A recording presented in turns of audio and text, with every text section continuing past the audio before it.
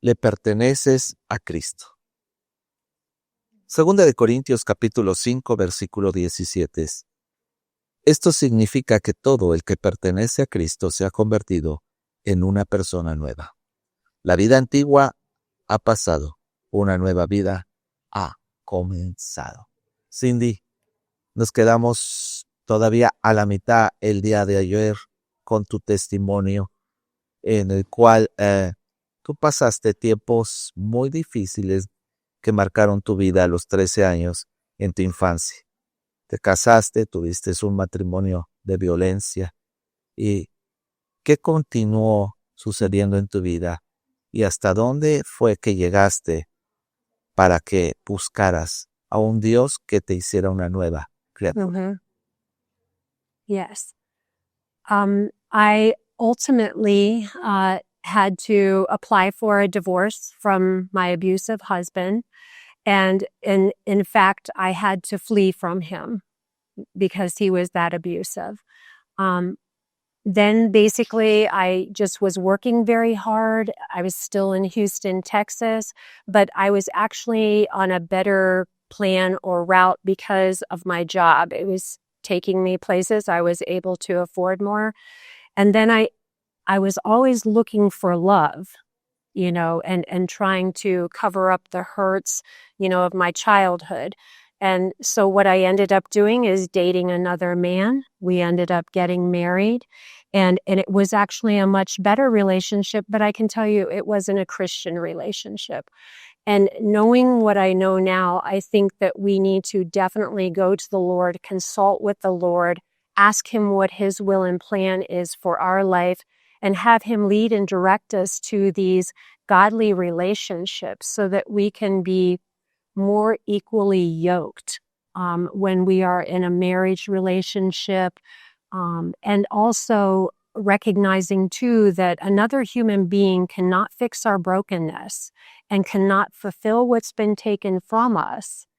And we need to find our healing with Jesus Christ, and also be more dependent on the Lord for him to supply our needs and to make us the person that he has designed us to be.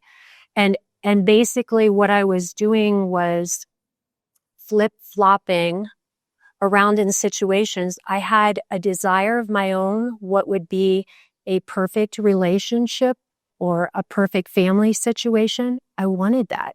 I grew up in that. I was just having a tough time getting to that. I ended up getting married for the second time. My husband, every time that he would receive a job promotion, we would get a transfer. So then I moved to New Hampshire, then to Connecticut. And in Connecticut, we had my first daughter. And at that point, he was making a career change, and I said, I want to go home.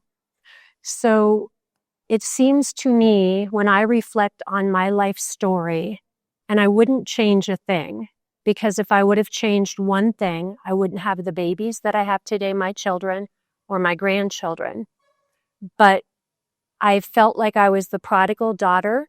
I had walked away from God. I had walked away from my family, but I was trying to make my way back home, always to my family and back to God.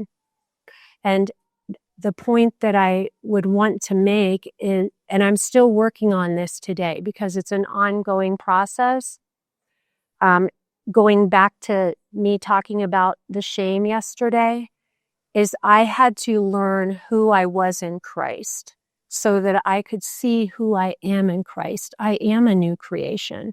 That old person is dead. It's gone. It is part of my life. That will never change. But I am a different individual for that. And also with my testimony, with my story, I can share that with others. Okay. So that they don't have to have the shame, the same pain that I did. They know they can reach out. Hoy Sandy nos ha traído un testimonio de fe. A veces pensamos que sanar nuestro corazón o lo podemos hacer a través de relaciones. Y podemos salir de una relación y comenzar otra relación y podemos continuar en muchas relaciones y no darnos cuenta que la verdadera relación que llena nuestra vida y nuestro corazón es aquella que solo puede darse a través del que te crió y te formó. En Él hay la plenitud de aquel que lo llena todo. Que tenga un excelente día. Que Dios les bendiga.